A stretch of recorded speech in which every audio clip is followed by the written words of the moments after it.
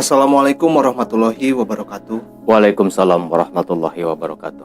Nah, Kang, setelah Ustadz Qasim memarah-marahi Kiai Soleh pada waktu malam hari itu, kelanjutan series dari Tiga Sekawan ini bagaimana, Kang? Boleh nggak diceritain buat teman-teman Balad Pakuan? Silahkan, Kang.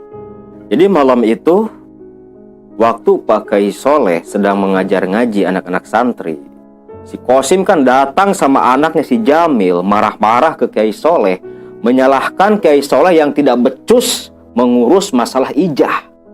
Padahal, seperti yang diceritakan di video sebelumnya, lingkungan di pesantren itu sudah tidak ada satupun warga yang mendapatkan teror dari almarhum ijah.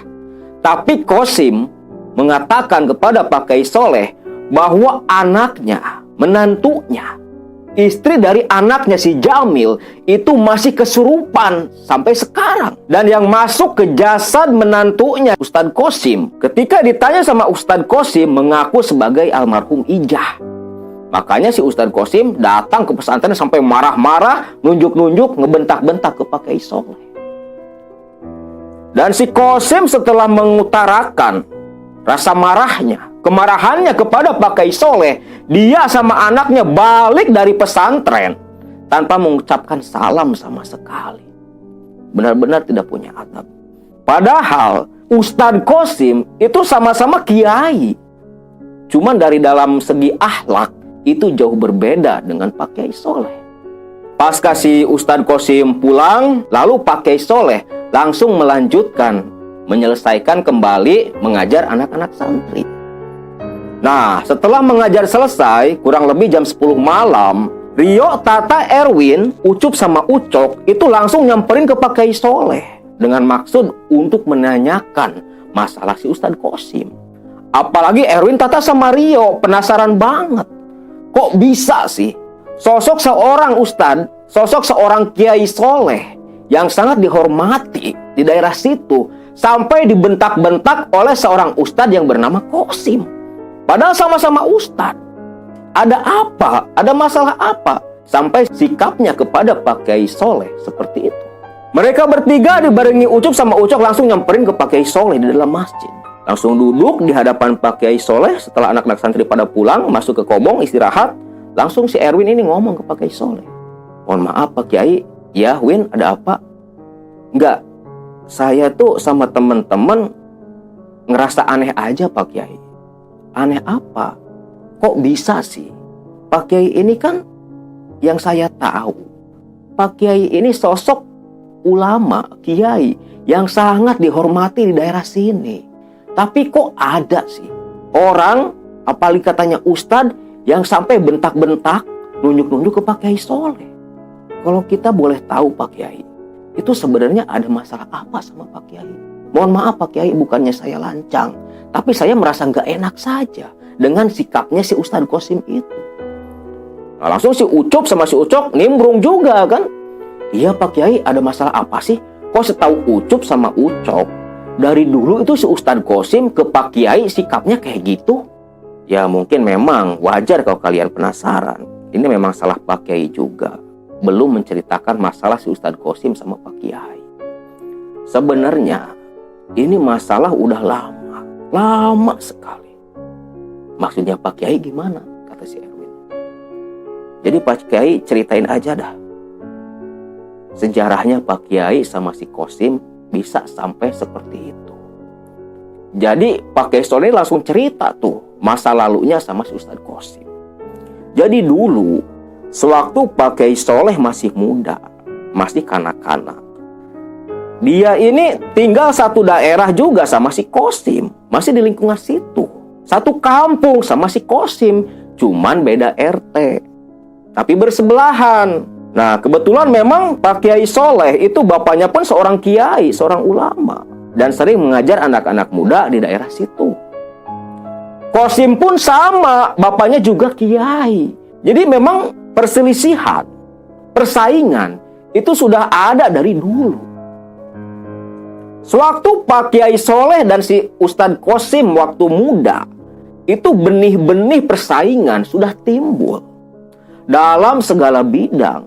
Mau itu urusan agama, pelajaran, Urusan bermain pun Pak Kiai Soleh dan si Ustadz Qasim ini selalu bersaing dalam segala bidang. Mereka sekolah di SR, sekolah rakyat, sama, satu sekolah, satu kelas. Cuman memang akhlak dari si Ustadz Qasim ini itu memang dari dulu jelek, punya perangai yang jelek. Seling menjelek-jelekan Pak Kiai Soleh sewaktu muda. Seling melancarkan fitnah kepada Pak Kiai Soleh sewaktu muda. Dalam urusan pelajaran pun itu suka saling berlomba-lomba lah. Malahan kalau dalam segi keilmuan itu si Ustadz Qasim lebih pinter. Cuman sayangnya kepintarannya itu tidak diimbangi dengan akhlaknya. Keluar dari SR, Pak Kiai Soleh langsung dipesantrenkan oleh ayahnya. Begitu juga si Ustadz Qasim. Jadi Soleh muda dan Qasim muda itu satu pesantren juga. Di daerah Jawa Tengah pesantrennya. Di pesantren pun kejadiannya sama. Persaingan antara mereka berdua itu tidak pernah berhenti. Dan Pak Kiai Soleh lebih sering mengalah daripada banyak timbul perdebatan yang tidak ada gunanya. Tapi si Ustadz Qasim itu nggak pernah berhenti. Selalu mengajak debat Pak Kiai Soleh, mengadu ilmu, mengadu pengetahuan dalam segala bidang. Pak Kiai Soleh muda masih tetap kan mempunyai nafsu, namanya manusia.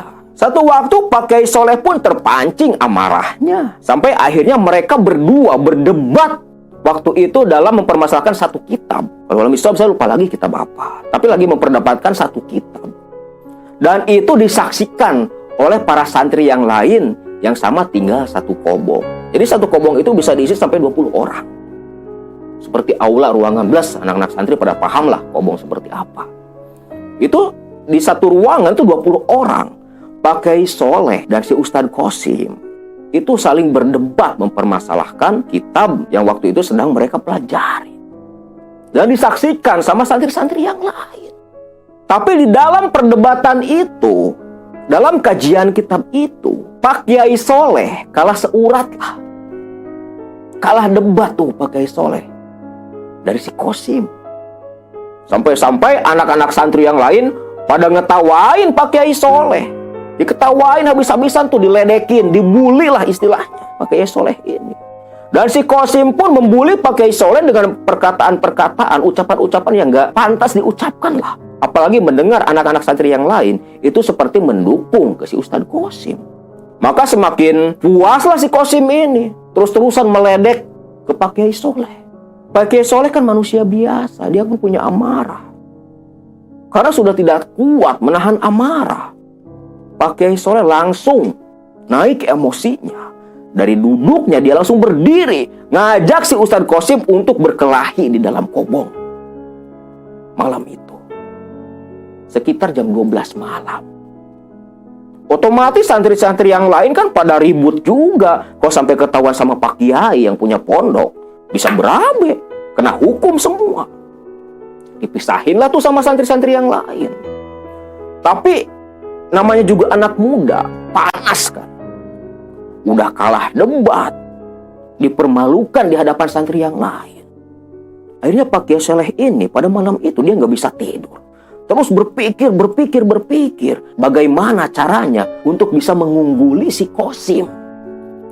Dalam waktu berpikirnya, Pak Kiai Soleh teringat dengan almarhum ayahnya. Jadi sewaktu Pak Kiai Soleh mondok, itu ayahnya meninggal dunia, sudah almarhum. Nah, lagi berpikir itu Pak Kiai Soleh teringat kepada ayahnya. Ingat kepada ayahnya, membayangkan wajah ayahnya. Teringatlah dia akan satu peristiwa sewaktu ayahnya masih hidup.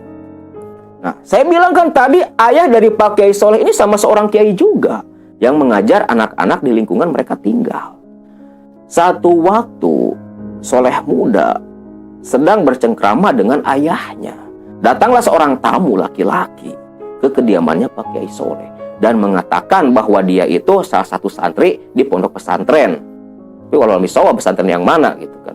Dan dia sengaja datang kepada ayahnya Pak Kiai Soleh untuk meminta satu amalan yang sifatnya, kegunaannya untuk mendapatkan ilmu laduni. Atau dalam istilahnya, untuk gampang memahami semua jenis pelajaran yang diberikan oleh kiainya. Dan ayah dari Pak Kiai Soleh ini memberikan satu amalan yang mesti diwiridkan sambil berpuasa selama 40 hari tanpa makan dan minum, sambil terus diawasi oleh ayah Pak Kiai Soleh. Jadi si tamu itu, si santri itu berdiam di rumahnya Pak Kiai Soleh sambil terus melaksanakan amalan selama 40 hari. Nah, teringat akan kejadian itu, Soleh pun masih ingat betul amalannya seperti apa. Dia hafal benar dengan amalan itu, cuman dia belum pernah mengamalkan. Dikarenakan ayahnya sudah terlebih dahulu meninggal. Dia ingat, oh iya, dulu bapak almarhum pernah ngasih amalan untuk mempermudah kita menangkap satu ilmu, mengerti satu ilmu, memahami satu ilmu. Akhirnya malam itu, dikala anak-anak santri yang lain sudah terlelap tidur, termasuk si Qasim, Pak Kiai Soleh nekat mau riadoh mengamalkan amalan yang dulu pernah dikasih oleh ayahnya. Tapi karena dia kurang paham betul tata cara untuk mengamalkannya, dia cuman ingat bahwa untuk mengamalkan itu 40 hari 40 malam tanpa boleh makan dan tidur. Dan karena bingung mau cari tempat di mana, akhirnya Pak Kiai Soleh dapat ide. Dia berencana untuk mengamalkan ilmu itu di atap. Di atap. Yang gak bakal ketemu sama santri-santri yang lain, karena ditakutkan mengganggu proses selama Pak Kiai Soleh mengamalkan amalan itu. Akhirnya Pak Kiai Soleh berbekal satu lembar samak yang terbuat dari anyaman daun pandan. Dia naik ke atap dari dalam kamar untuk berencana mengamalkan amalan yang pernah dikasih oleh ayahnya dulu. Tanpa pengawasan dan tanpa ada satu orang pun santri yang mengetahui. Dan langsung mulai mengamalkan amalan yang diberikan oleh ayahnya. Entah sudah berapa hari Pak Kiai Soleh mengamalkan amalan itu. Dan di pesantren semua gempar anak-anak santri. Karena ada salah satu santri yang hilang, gak tahu kemana. Dicari-cari di lingkungan pesantren sama santri-santri yang lain, termasuk Pak Kiainya, itu gak ketemu. Ya itulah Pak Kiai Soleh, Soleh muda. Akhirnya Pak Kiai yang punya pondok itu mengutus salah satu santrinya untuk datang ke tempat tinggalnya Soleh, yang disinyalir bahwa Soleh ini minggat dari pesantren. Tapi setelah beberapa hari, santri yang diutus oleh Pak Kiai datang lagi laporan balik mengatakan bahwa di kampungnya pun Soleh itu nggak ada, nggak pulang. Nah, semakin bingung kan Pak Kiai, semakin bingung. Akhirnya dibantu juga sama warga mencari-cari keberadaan Pak Kiai Soleh, keberadaan Soleh. Gak pernah ketemu. 20 hari. Para santri, santriwati beserta Pak Kiai dan seluruh staf di pondok itu, yang bekerja di pondok itu, sama masyarakat sekitaran pondok mencari-cari Soleh. Tapi nggak ketemu, nggak ada satu orang pun warga yang pernah berpapasan dengan Soleh. Nggak ada satu pun orang warga yang pernah melihat Soleh. Akhirnya pihak pondok pesantren menghentikan proses pencarian Soleh. Nah, setelah beberapa hari pasca pemberhentian pencarian Soleh, waktu itu lagi musim hujan. Dan kebetulan genteng di kobongnya Soleh, kobongnya si Qasim itu bocor. Sampai kebanjiran tuh anak-anak santri yang tidur di kobong. Akhirnya pagi-paginya Pak Kiai nyuruh salah seorang santri, temennya si Qasim, temennya Soleh juga, untuk benerin atap genteng. Benerin genteng yang bocor. Akhirnya santri itu dia bawa tangga, langsunglah dia naik ke atap. Dia sendirian, dia nyopotin genteng-genteng yang patah, yang sudah hancur, dengan maksud untuk diganti. Udah sekitar 5 genteng yang dia copot. Waktu dia melihat, kaget dia sampai teriak. Karena apa? Di dalam ada mayat tergeletak. Mayat tergeletak di dalam. Dia teriak kaget, minta tolong tolong gitu kan. Sampai para santri semua keluar, yang lagi pada ngaji pun keluar mendengar teriakan si santri itu, termasuk Pak Kiainya sendiri. Ada apa kamu teriak-teriak? Kata Pak Kiainya. Ini Pak Kiai, ada mayat, ada mayat. Hah? Mayat? Mayat siapa? Gak tahu Pak Kiai. Nah, Pak Kiai udah firasat jelek nih.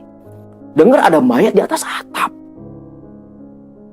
Akhirnya Pak Kiai menyuruh 3 orang santri untuk naik ke dalam atap, dengan maksud untuk membawa mayat itu. Pikiran udah kemana-mana nih Pak Kiai. Apa jangan-jangan si Soleh? Tapi ngapain dia sampai meninggal di atap? Dan pas para santri yang 3 orang itu masuk ke dalam atap, ternyata benar itu mayatnya Soleh. Itu jenazahnya Soleh. Dagingnya sudah membusuk, tapi tidak berbau. Ini aneh.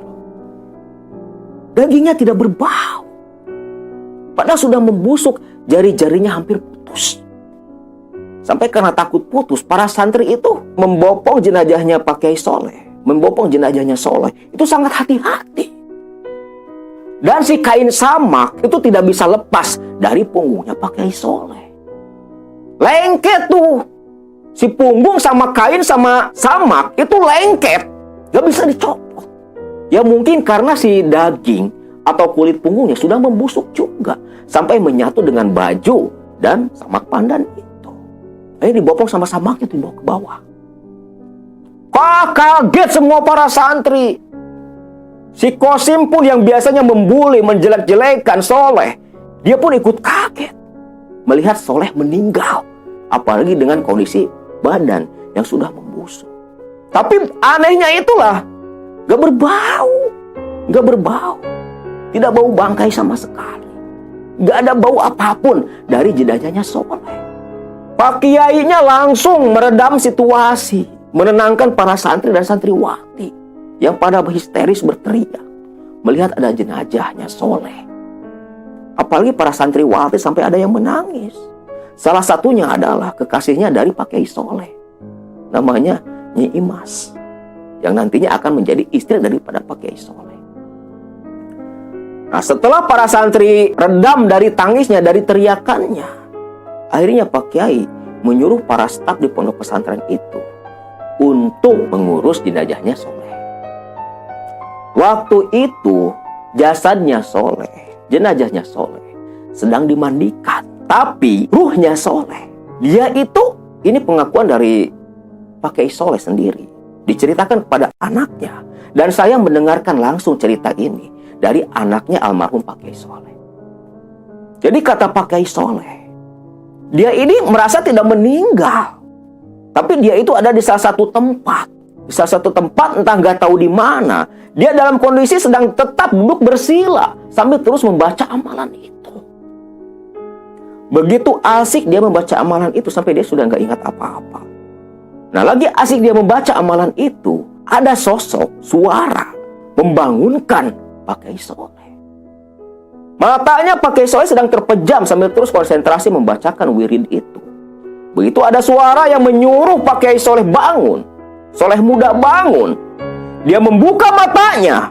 Dan di penglihatannya Pak Kiai Soleh ada sosok kakek-kakek memakai jubah putih, memakai haikal putih atau imamah putih, bersorban putih juga, sedang berdiri tersenyum ke arah Pak Kiai Soleh, ke arah Soleh muda.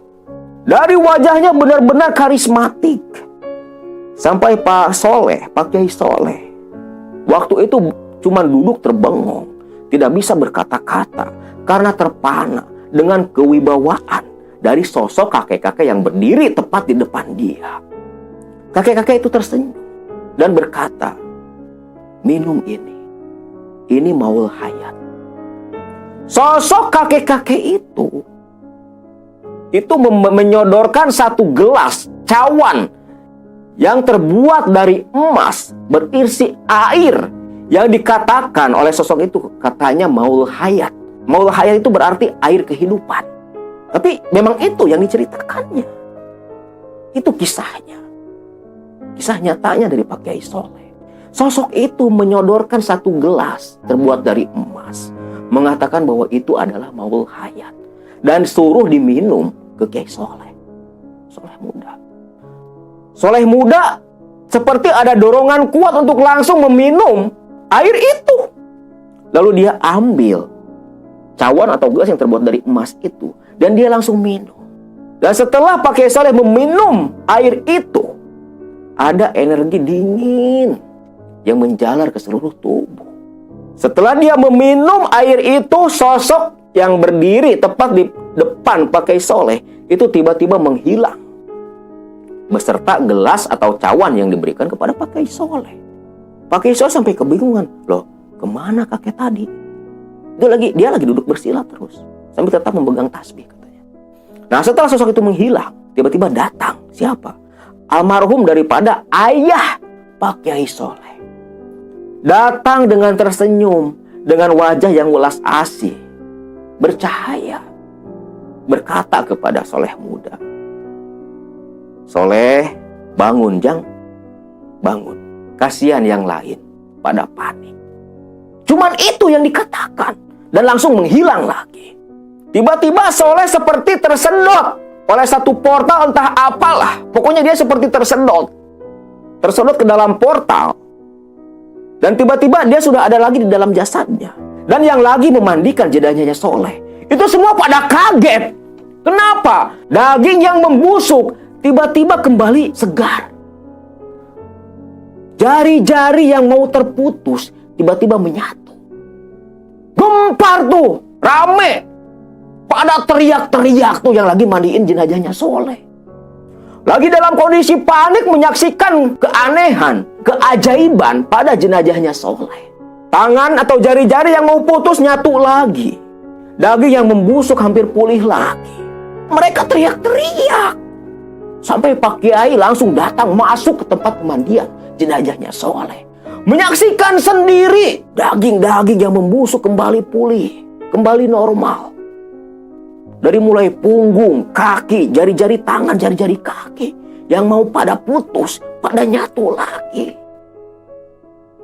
Bahkan sampai berbekas seperti bekas luka. Bekas kulit membusuk itu tetap ada bekasnya, tapi pulih lagi sedia kala. Cuma tersisa bekasnya doang. Dan setelah jasadnya kembali menyatu, Soleh muda langsung bangkit. Bangkit dari tidurnya, bangkit dari kematiannya. Para santri karena takut baru pertama kali menyaksikan hal seperti itu, langsung keluar pada lari itu. Santri-santri yang lagi mandiin, para staf yang lagi mandiin, pada keluar dari tempat pemandian jenazah. Yang tersisa cuma Pak Kiai. Alhamdulillah Soleh, subhanallah. Ini benar-benar pengalaman yang ajaib. Ini benar-benar bukti kekuasaan Allah yang terjadi kepada kamu. Kamu mesti pandai-pandai bersyukur atas apa yang sudah Allah berikan kepada kamu. Pak Kiai Soleh kan linglung dia, masih linglung setengah sadar. Setelah dia tersadar total, loh Pak Kiai, kenapa saya di sini? Loh kenapa saya telanjang? Sudah. Nanti dulu bicaranya. Kamu tunggu dulu di sini. Akhirnya Pak Kiai keluar dari tempat pemandian jenazahnya Soleh dan nyuruh seorang santri untuk mengambil pakaiannya Soleh dari dalam kubur. Setelah pakaiannya Soleh diberikan kepada Pak Kiai, langsung tuh dikasihin ke Soleh.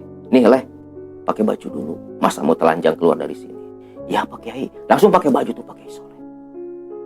Setelah selesai memakai baju, dituntun sama Pak Kiai, dibawa langsung ke ruangan tempat mengajarnya Pak Kiai. Kantor lah istilahnya. Ke ruangannya Pak Kiai langsung. Nah disitulah sudah ada beberapa staf atau ustadz-ustadz guru yang mengajar di situ. Istri dari Pak Kiai itu sendiri. Dan Nyi Imas yang merupakan kekasih Soleh sekaligus anak dari Pak Kiai. Soleh sebenarnya masih bingung. Pikirannya belum benar-benar pulih total. Kayaknya ditanya tuh sama Pak Kiai, apa yang kamu alami sampai terjadi hal seperti ini? Pak Kiai Soleh mengatakan semuanya pengalaman dia. Sampai Pak Kiai cuma bisa geleng-geleng kepala mendengar penuturan dari santrinya. Dan semenjak kejadian itu memang apa yang terjadi tujuan Pak Kiai Soleh sewaktu jadi santri di situ. Sewaktu dia kalah debat dari si Qasim, sampai dia melaksanakan puasa pati geni kalau kita bilang. Gak makan apa-apalah istilahnya. Puasa ngebleng kalau orang Jawa bilang. Di atap sambil terus membaca wirid. Karena ingin mendapatkan ilmu laduni. Atau supaya lebih paham, gampang memahami satu penuturan, satu ilmu yang disampaikan oleh Pak Kiai. Itu memang terpenuhi. Jadi pasca kejadian itu, Pak Kiai Soleh itu lebih gampang menyerap ilmu, pengajaran, keterangan, petuah dari Pak Kiai dan ustadz-ustadz di pondok itu. Gampang hafal, gampang paham, gampang mengerti. Berbagai jenis ilmu, berbagai jenis kitab. Gampang dipahami. Pasca Soleh mendapat pengalaman meninggal dan mendapatkan maul hayat. Wallahu a'lam bishawab, tapi itu yang terjadi. Nah, Qasim, begitu ada perubahan signifikan dari Soleh, wah dia semakin dendam, semakin kesal sama Soleh, semakin benci sama Soleh. Dia tebar fitnah sana sini. Dia jelek-jelekin Soleh ke sana sini. Hampir ke setiap santri dia jelek-jelekin Soleh. Apalagi ditambah wanita idamannya, Nyai Imas, itu lebih mencintai Soleh daripada Qasim. Bahkan Pak Kiainya sendiri yang merupakan ayahanda dari Nyai Imas langsung mengatakan, mengabarkan kepada para santri bahwa Nyai Imas akan dinikahkan kepada Kiai Soleh, kepada Soleh Muda. Dan dinikahkan langsung oleh Pak Kiai, ayahanda dari Nyai Imas sendiri di pesantren itu. Nah, setelah beberapa tahun pesantren di sana, akhirnya Pak Kiai Soleh Muda dianggap sudah lulus oleh Pak Kiai, ayah mertuanya sendiri. Dan ditugaskan oleh ayah mertuanya untuk menyebarkan ilmu dan pelajaran yang sudah dia dapatkan di pondok itu. Dan disuruh untuk membuka pondok pesantren di tempat tinggalnya Pak Kiai Soleh. Qasim pun lulusnya bareng sama Pak Kiai Soleh. Dan itu sampai mereka balik ke kampung halaman, Ustadz Qasim itu masih tetap memusuhi Pak Kiai Soleh. Masih tetap memusuhi Pak Kiai Soleh. Nah, itulah penuturan dari Pak Kiai Soleh kepada Erwin, Tatario, Ucup dan Ucok. Lalu Pak Kiai Soleh memperlihatkan jari jemarinya. Nih, kalian lihat sendiri jari-jari Pak Kiai. Ternyata memang benar. Begitu Erwin, Tata dan Rio, walaupun tiap hari sering ketemu, tapi kan tidak terlalu memperhatikan secara detail. Tapi waktu Pak Kiai Soleh memperlihatkan jari-jarinya, ternyata memang setiap jarinya Pak Kiai Soleh itu ada bekas-bekas luka, seperti yang pernah terputus jarinya. Dan itu nyata. Dan bukan cuma jarinya yang Pak Kiai Soleh perlihatkan. Pak Kiai Soleh pun memperlihatkan punggungnya. Dan ternyata benar. Di belakang tubuhnya, di punggungnya tepatnya, itu ada bekas luka-luka. Dan ada bekas samak pandan. Kayak yang dicap, ditato aja. Ya karena tadinya kulitnya sampai lengket dengan samak pandan. Subhanallah Pak Kiai, saya baru pertama kali mendengar ada kejadian seperti ini, kata si Erwin ini. Allahu Akbar Pak Kiai. Alhamdulillah Pak Kiai bisa mendapatkan pengalaman seperti itu, kata si Ucok ini. Itu bisa jadi benar-benar menjadi pelajaran buat kami semua Pak Kiai. Kami semakin yakin dengan keagungan Allah. Terus si Erwin kan. Nah terus Pak Kiai, itu si Ustadz Qasim itu dari dulu memang sampai sekarang seperti itu terus sama Pak Kiai. Iya, kamu tadi kan lihat sendiri, menyaksikan sendiri gimana sikapnya Ustadz Qasim ke Pak Kiai. Itu dari dulu. Nah terus ini masalah yang katanya menantunya kesurupan almarhum Ija itu gimana Pak Kiai? Pak Kiai yakin itu bukan Ija. Yakin Pak Kiai bukan Ija. Itu pasti korinnya atau bangsa jin yang memang sengaja menyamar sebagai Ija. Tapi wallahu a'lam bishawab. Coba dah Cup, kamu ngecek ke sana, ke rumahnya Qasim. Benar apa enggak menantunya si Qasim, si Ustadz Qasim kesurupan? Terus terang aja Pak Kiai agak sanksi. Karena ya itu tadi Pak Kiai bilang, si Qasim sampai sekarang itu tetap aja cari-cari masalah sama Pak Kiai. Coba Ucup, kamu cek aja ke sana. Aduh Pak Kiai, ini kan udah malam. Takutlah Ucup kalau sendirian. Ya sudah, kamu minta temenin siapa kek? gimana kalau kalian aja semua nemenin Mang Ucup? Ya elah Mang Ucup, masa kita rombongan ngecek yang gituan doang? Ya kan Mang Ucup takut, katanya kuat, katanya berani.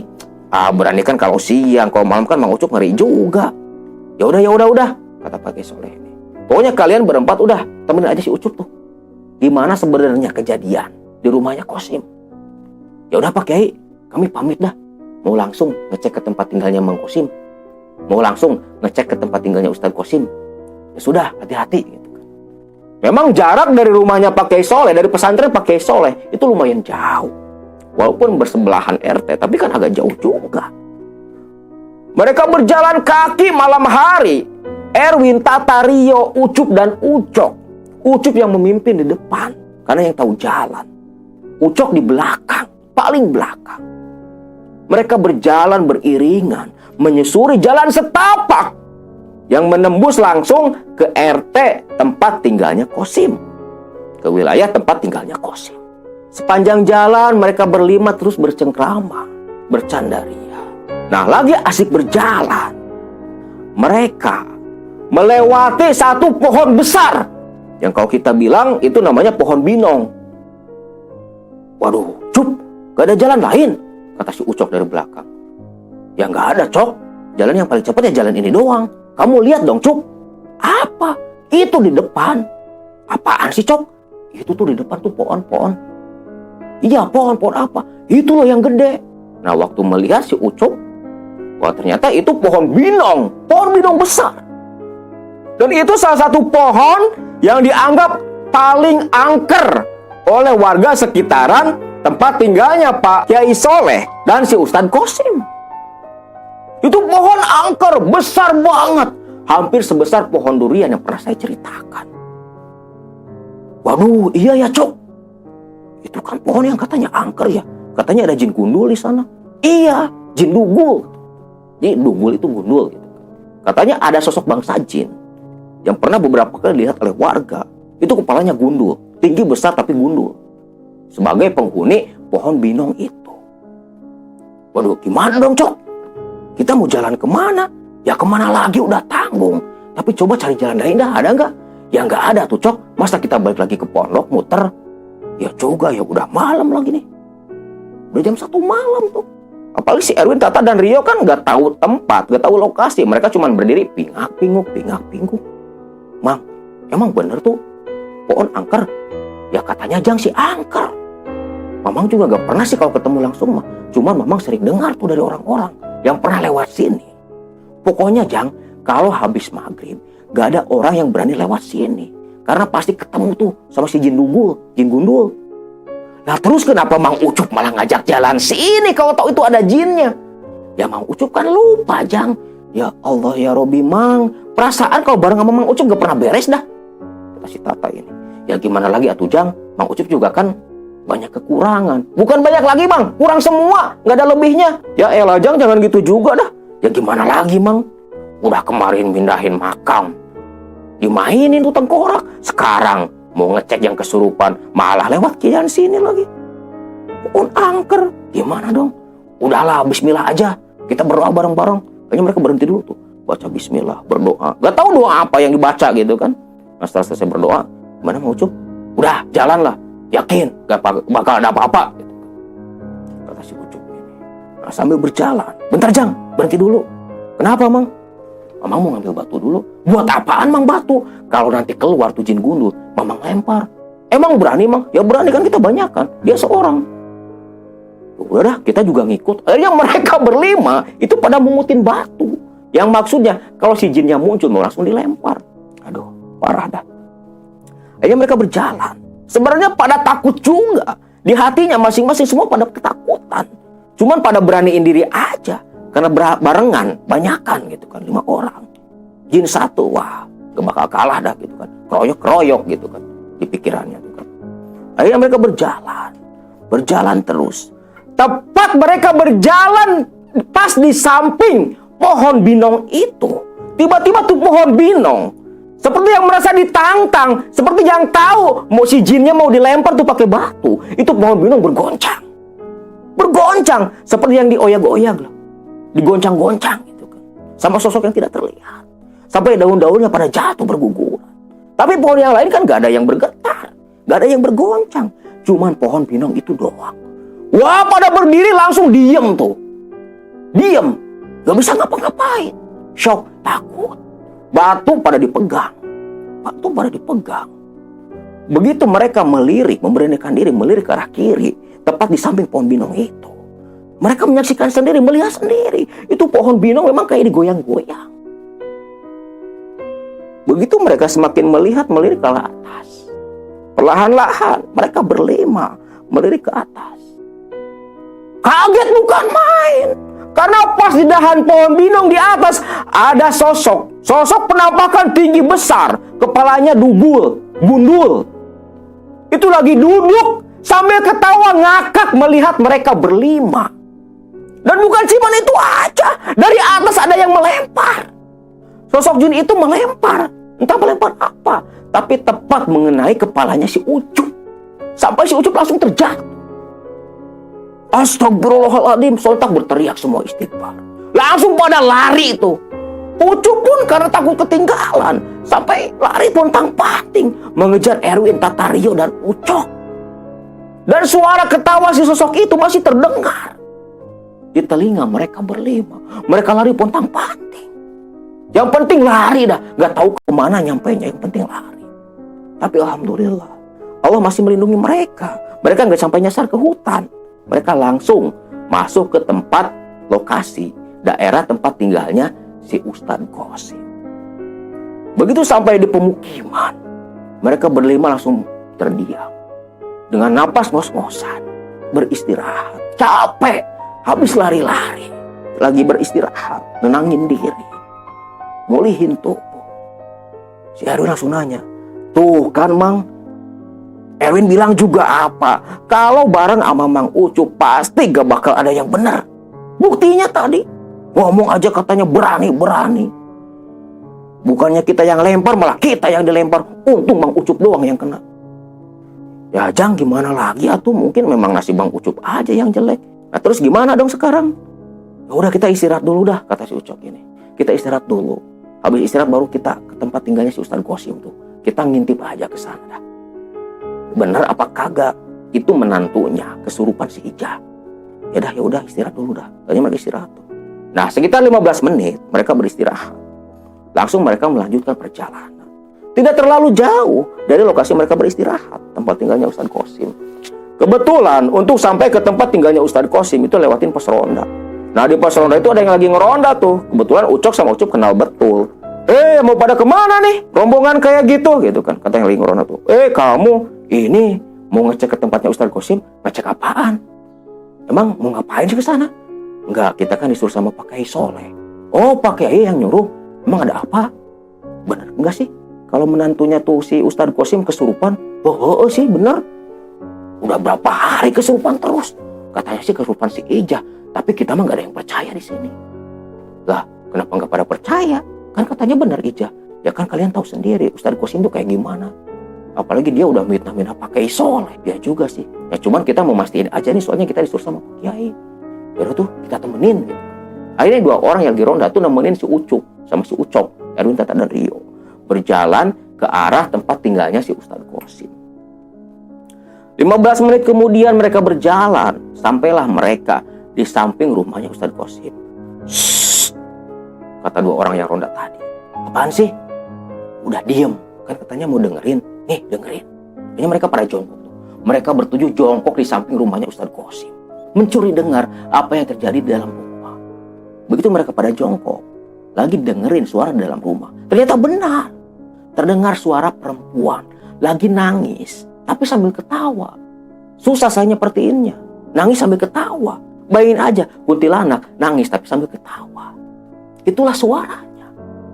Dan kata 2 orang yang ronda, nih, Cok, dengerin kan? Ini udah beberapa hari kayak gini terus. Mau siang, pagi, malam, kayak gitu terus. Gak sembuh-sembuh. Loh, bukannya bapaknya Ustadz Qasim, ilmunya kan banyak. Ya gak tahu, tapi gak membantu sama anaknya. Ya juga ya. Tapi memang bener tuh katanya Ija. Ya gak tahu juga, tapi cuman kata si Ustadz Qasim, memang katanya Ija. Tapi Tapi kan gak mungkin, kan udah diberesin sama Pak Kiai. Tapi walau alam sih, kata dua orang yang ronda itu. Waduh, parah nih Mang, kata si Tata ini. Ini benar-benar nih. Tata ingat betul nih, suaranya memang kayak gini nih. Gak salah nih, ini memang suaranya Ija Mang. Ya juga ya, beneran dah. Cok, coba kamu denger-denger lagi dah. Bener gak nih suaranya Ija? Terus setelah didengerin sama si Ucok. Wah, bener Cuk. Ija nih, gak salah nih, pasti Ija. Aduh, apa mungkin ya Pak Kiai Soleh ilmunya cambal? Ya gak mungkin lah, masa Kiai kita cambal ilmunya. Maksud cambal itu udah gak ada khasiatnya gitu. Gak mungkin lah Kiai kita kok cambal ilmunya. Nah terus kalau bukan Ija, siapa? Ya kan kata Pak Kiai Soleh juga, ini pasti jin. Kalau nggak jin korinnya, ini memang pasti bangsa jin yang sengaja menyamar sebagai Ija. Nah terus gimana kita? Udah dah, kita pulang, kita laporan langsung sama Pak Kiai Soleh. Kata si Ucok ini. Ya udah tuh, Jang, ayo dah kita pada pulang aja sekarang. Jalan mana Mang? Jalan yang tadi? Ya enggak Jang, ampun dah, nggak bakal jalan tadi lagi. Kata si Ucup ini. Terus mau jalan mana Mang? Kita jalan bawah aja dah, muter. Gak apa-apa, jauhan dikit. Ya udah tuh, ayo. Ya udah, kita mau pamit dulu dah. Kata si Ucup ini ke tukang ronda yang dua tadi gitu kan. Ya udah Cok, hati-hati jalan. Akhirnya pada pamit tuh pulang. Setelah meyakinkan memang betul bahwa menantunya Ustadz Qasim itu memang lagi kesurupan. Nah singkat cerita, sampailah mereka berlima balik ke pesantren. Pak Kiai Soleh masih tetap menunggu mereka duduk di emperan masjid. Duh, Pak Kiai belum tidur tuh, kayaknya nungguin kita. Iya tuh, yaudah langsung nyamperin aja. Nah nyamperin langsung laporan tuh. Wah kalian lama banget sih, kata Pak Kiai Soleh. Mohon maaf Pak Kiai, tadi kita pulangnya muter. Loh, kenapa muter? Habis Pak Kiai, tadi kita berangkat malah digangguin jin. Jin apaan? Itu loh Pak Kiai yang katanya jin gundul. Oh, yang katanya di pohon binong. Iya, apes banget sih kamu Cup. Ya gimana lagi Pak Kiai? Tapi nggak apa-apa kalian kan? Nggak apa-apa nih, ini cuma Ucup doang Pak Kiai. Kenapa kamu Cup? Ini kepala Ucup benjol. Ya rasain aja Cup. Kamu ini kan yang sering bikin masalah. Akhirnya Ucup cuma terdiam. Nah terus gimana tuh? Kata Pak Kiai Soleh. Emang benar tuh menantunya si Qasim kesurupan? Iya Pak Kiai. Tadi waktu kita lagi dengerin, itu memang Pak Kiai kesurupan. Dia tuh ketawa-ketawa sambil nangis juga. Dan kita denger-denger sih memang suaranya mirip suara almarhum Ija Pak Kiai. Terus si Ucup. Beneran Win? Tak, yuk gitu. Iya Pak Kiai, kita bertiga pun dengar benar tuh. Memang suaranya kayak suara kuntilanak yang katanya kuntilanak Ija itu Pak Kiai. Astagfirullahaladzim. Inilah yang namanya bangsa jin selalu menebar fitnah. Jelas-jelas Pak Kiai yakin itu nggak mungkin almarhum Ija. Nah terus gimana Pak Kiai? Kalau nggak kita kelarin ini masalah, kalau Pak Kiai Soleh nggak kelarin ini masalah, nanti si Qasim malah makin menjadi-jadi Pak Kiai. Dia ini udah nyebar fitnah kemana-mana. Sampai dia berani datang ke sini marah-marahin ke Pak Kiai. Kita mesti gimana Pak Kiai? Aduh, gimana ya? Soalnya besok tuh Pak Kiai ada janji mau keluar kota. Pak Kiai mau sowan ke keluarga istrinya Pak Kiai. Nah terus gimana tuh Pak Kiai? Kalau nggak Pak Kiai yang nanganin, mau siapa yang nanganin? Bentar. Oh iya Win, kamu masih punya nomornya si Jupri nggak? Ustadz Jupri Pak Kiai? Iya si Jupri. Ada Pak Kiai. Ya sudah, kamu telepon si Jupri. Suruh besok datang ke pesantren. Besok Pak Kiai? Iya besok, telepon sekarang. Mudah-mudahan Jupri belum tidur. Itu jam 3 pagi. Pak Kiai Soleh menyuruh Erwin menelpon Ustadz Jupri. Hanya Erwin langsung tuh telepon Ustadz Jupri. Dari sana Ustadz Jupri langsung angkat telepon. Assalamualaikum, kata Ustadz Jupri ini. Waalaikumsalam. Kamu Win, ada apa nih tumben kamu nelpon? Di mana kamu? Ini Pak Ustadz, saya masih di pesantrennya Pak Kiai Soleh. Alhamdulillah. Betah kamu di sana? Betah Pak Ustadz. Ada apa Win? Tumben nelpon jam segini. Ini Pak Kiai mau ngomong. Oh ya udah tuh, kasih ke Pak Kiai HP-nya. Kasih ke Pak Kiai. Langsung udah Pak Kiai ngobrol tuh. Pri, ya Pak Kiai. Ada apa Pak Kiai? Pri, besok bisa nggak kamu datang ke pondok? Insya Allah Pak Kiai bisa. Kebetulan Jupri nggak kemana-mana. Ya sudah, besok kamu kesini ke pondok. Karena Pak Kiai ada keperluan keluar kota. Ada sesuatu yang mesti Pak Kiai selesaikan. Tapi karena Pak Kiai ada keperluan, Pak Kiai minta kamu buat wakilin Pak Kiai. Jam berapa Pak Kiai? Pak Kiai berangkatnya? Kalau Pak Kiai sih berangkatnya agak siang, cuman kamu datang sini pagi-pagi aja. Biar nanti Pak Kiai jelasin apa yang mesti kamu selesaikan. Nah, setelah mendengar kesanggupan Jupri untuk datang ke pesantren besok paginya, Langsung telepon pun ditutup. Nah, terus gimana sekarang Pak Kiai? Sudah, sekarang kalian istirahat aja. Masalah ini biar besok Pak Kiai langsung yang ngomong sama Jupri. Lalu apa yang terjadi kepada Ustadz Jupri dan 3 sekawan? Dan sebenarnya ada masalah apa di keluarganya Ustadz Qasim? Sampai-sampai menantunya Ustadz Qasim itu kerasukan sosok yang mengaku sebagai almarhum Ijah. Kita saksikan di video selanjutnya.